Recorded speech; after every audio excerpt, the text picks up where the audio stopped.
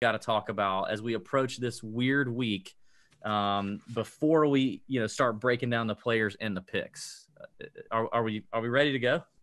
Yeah, I think so. I can't even believe I've gotten through 3/4 of this beer already, and we aren't even to the course breakdown. But all right, that's good. That's putting us on a good trajectory here. Yeah. So yeah.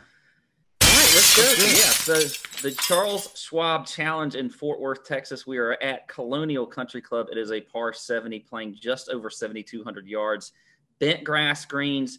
You hear it a lot this week. If you listen to other folks, this is just a classical, great old course. They've played this tournament forever here. I think since the 1940s. You got Bermuda fairways and rough around the greens there, and around the greens it's all Bermuda.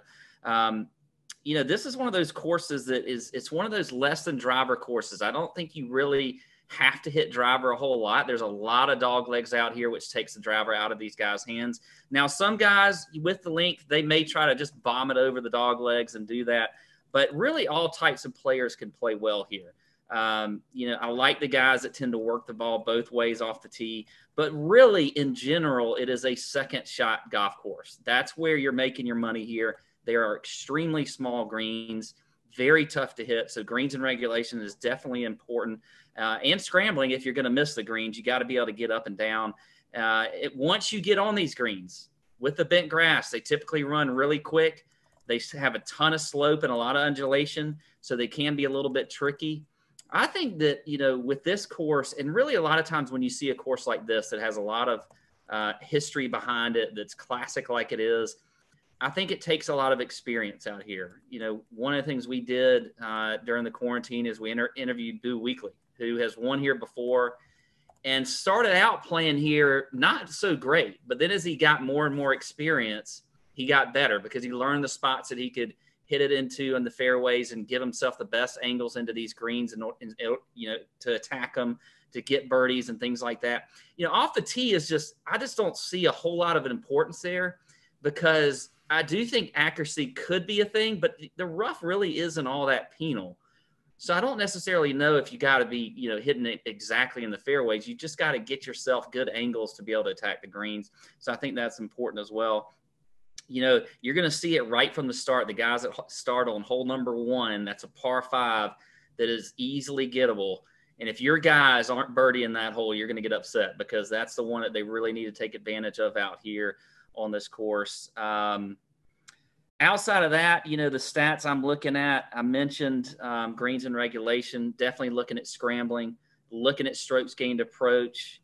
I do like ball striking in general. I think that's something to take a look at. And of course, course history is going to have a little bit higher weight than maybe normal, just because we don't have anything else. And that's where, the strategy is really going to come into play for this week, because we don't have any recent form. We have nothing to go off of with recent form. So I think you've got to rely on the data this week, look at some course history, and then go from there. And maybe, take a few chances just because we don't have that recent form. But so just some thoughts there on the course, a little bit of strategy talk. I know we'll probably get into more of that, DB. Past champs here, I like to run through those. And last year we had Kevin Na. In 2018, Justin Rose, Kevin Kisner in 2017, Jordan Spieth in 2016, and Chris Kirk in 2015. Who knows? Maybe Kirk can start making a comeback like our boy Brendan Todd did. Kirk's kind of, was off the map a little bit last year because of some personal things, but starting to get playing better now. So there you go. That is your course breakdown. DB, throw in gaps, spots, things I missed. What are your thoughts? I hope you're in a good mood. I hope you're in good spirits. I hope that you are. I hope that with it being a week where we're gonna have golf, you don't fly off the handle, because I would hate to see. New listeners be like, "What is going on?" I just feel like I'm watching a married couple here. That happens from time to time. Yeah.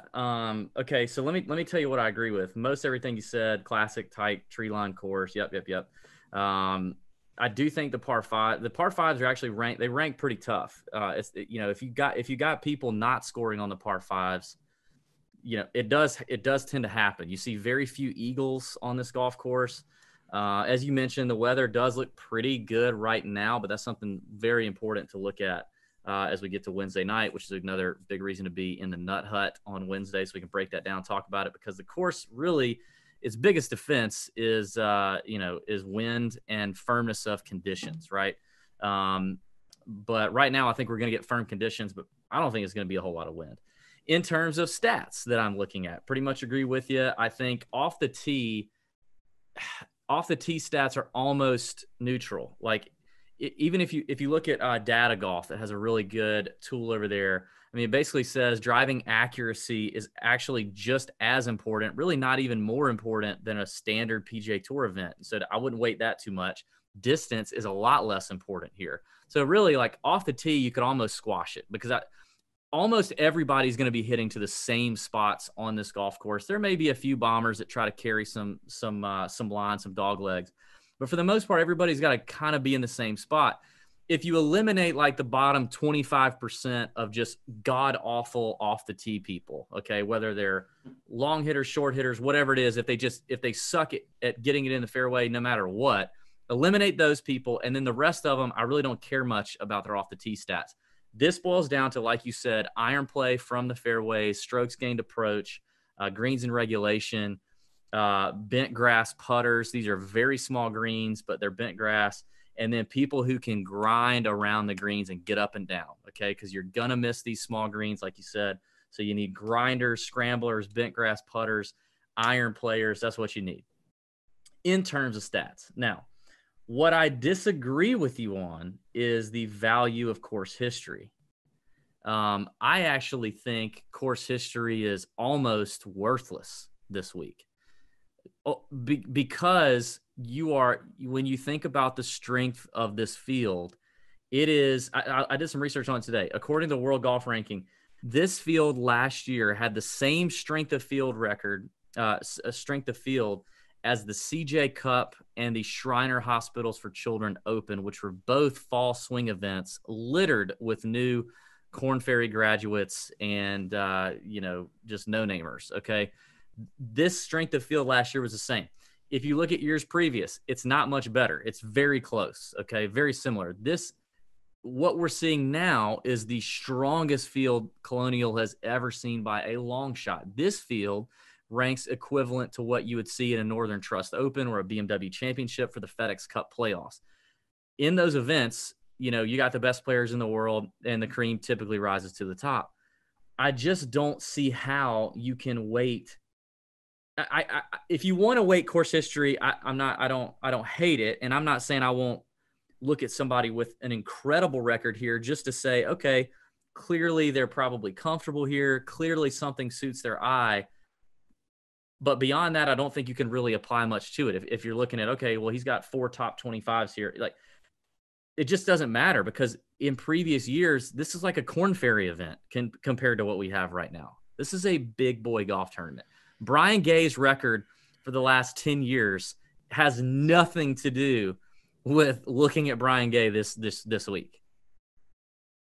So I think it's a good point that you're making, but I don't necessarily think it's that big of a difference that you're making. I think there's not that huge of a gap. I think you can look at course history and still look at these top guys that are in here that have played here before and do have a good course history and incorporate that into your strategy and your picks and things like that. Now, there's several guys that have 0 course history here, or like DJ, haven't played here in 6 years, or Rory, who I don't think he's ever played here. So I agree with, I like your point as far as the strength of field and how that might affect course history, but I still think you don't just disregard it in general. I don't think that's necessarily. I'm not saying you disregard. Because I don't do that in any week. Now, There's certain courses where you may disregard course history more than you might other courses. But like, for instance, the Masters, we tend to really look at course history Masters week a lot more than we typically do. Now, it's always a strong field like this is and things like that. I think a course like Colonial that, like Boo Weekly said in our interview, that takes a little bit of experience and things like that. That's why I think I look at course history, because I'm looking at guys who have experience playing this course and know how to play it. And they know the slopes on the green, have experience out here and things like that. That to me is what is important from a course history standpoint. I'm not going to look at a guy like Brian Gay that you mentioned, though, and necessarily say, okay, well, that's a great pick this week. Probably not because of the way this field is. So I get your point, and I think it's a good point. I just don't know. I can't get 100% on board with like you changing my mind that I'm as far as course history is concerned. And all right, so God knows I hate getting into a course history argument too. So if you looked at the 5 categories of things, if we're going to talk, especially 4 of the 5 apply to also betting, but let's just talk about DFS. If you look at ownership, recent form, long-term form, course history, and stats, you look at those 5 things, right? And when I say recent form, I mean everything from January to what we last saw, right? That's as recent as we have.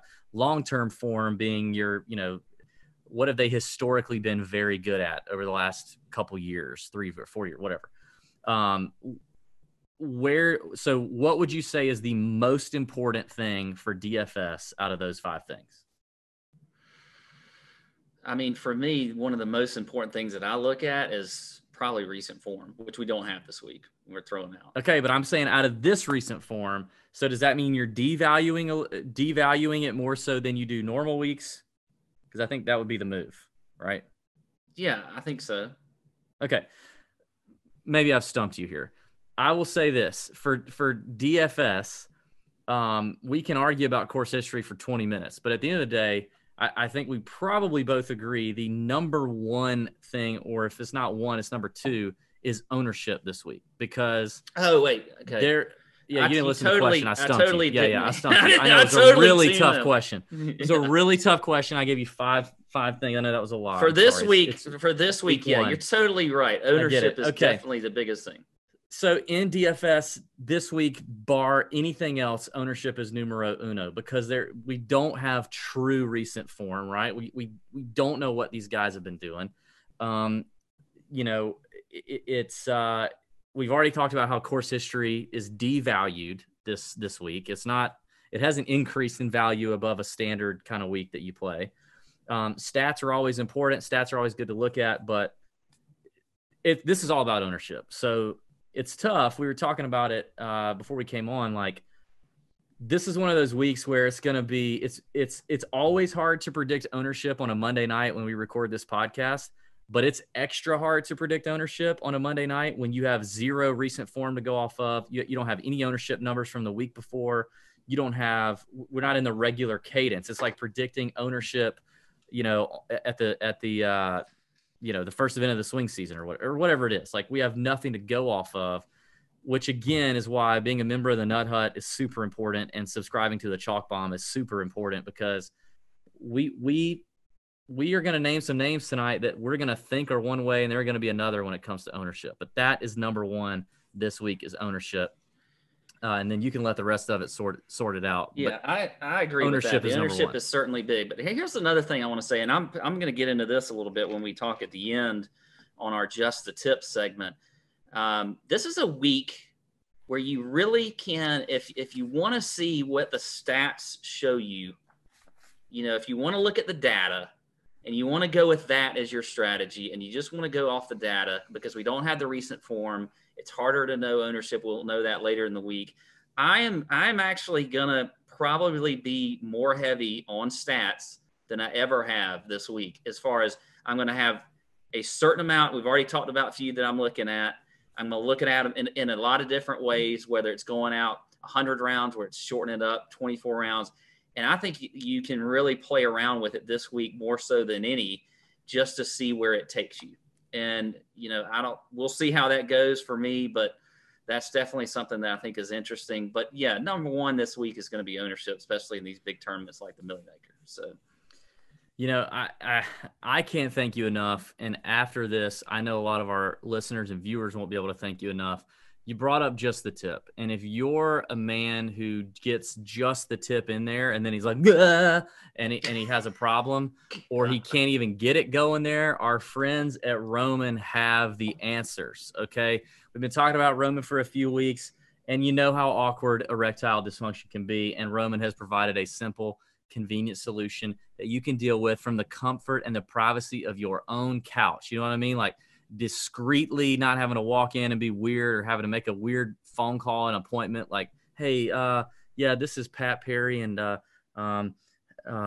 I can do just the tip and that's it. Can I get some help? Why do you gotta invoke? That would Why do be you gotta awful. invoke my name Because I'm doing the ad read. I get to do that. Our friends at Roman have spent years building a digital platform that can connect you with a doctor licensed in your state. And one of them licensed your state kind of doctors. You know what I mean? Your state, they're doctors and they're licensed, and you can do it right from your house. You just grab your phone, computer, complete the free online visit. You'll hear back from your U.S. licensed physician within 24 hours, not your Indonesian physician. We've already talked about that. It's a U.S. physician, right? That means us. He's looking out for us. You know what I mean? And if the doctor decides that the treatment's right for you, your medication gets shipped right to your door with free 2-day shipping. So you need that thing in a hurry. The weekend's coming and you need it quick. You can get it right now. You also get free unlimited follow-ups with your doctor if you have questions or you want to adjust your treatment plan, and there are no commitments. So you can cancel anytime. So if you're struggling with ED, stay home and go to getroman.com/tourjunkies for a free online visit and free 2-day shipping. That is getroman.com/tourjunkies for a free online visit and free 2-day shipping. Thanks, Roman. We really segued into that. Thanks for that segue. Pretty good. Yeah, Man, you're welcome for that. We've actually nailed the segues for the Roman ad. I'm actually really proud of that. Yeah. Yeah. So there's a lot we just don't know, man. There's a lot we don't know. We don't know. But I love it. I'm embracing almost flew the off the handle volatility. at you for a second there. I believe it. I'm embracing the volatility. Now, here's the thing. I think I told some folks last week on the podcast. We kind of previewed some of the storylines going into this week. I said, hey, don't let me blow my wad. Speaking of Roman, don't let me blow my wad on the first week, because there's going to be so much volatility. You're going to be so excited. You're going to want to spend more units. You're going to want to spend more money and enter more contests. But there is a lot of volatility, and people could get the COVID. You know, maybe they didn't see the message from our pastor that kicked it off with the, maybe that didn't happen. A lot of things could happen. So. There's a lot of volatility, and it could mean you come out on the good end of that. It could mean you come out on the really, really piss poor end of that. So I'm trying to stay disciplined, because not only that, but also saving a few units back for some live betting ads I would like to do, and potentially some showdown stuff. I would be interested in doing some showdown plays over on Draftkings as well. So just consider it. I mean, it's hard. It's very hard to hold back. I'm just going to go ahead and say that I'm probably you're all in. I'm going to freaking go nuts. It's very tough. Yeah, it is very tough. All right, let's get into this, man. Let's start it off. Let's go. I'm going to my new Fantasy National stat engine, which is new and improved and freaking amazing. Awesome. I'm going to look at that. All right, let's pull this up. So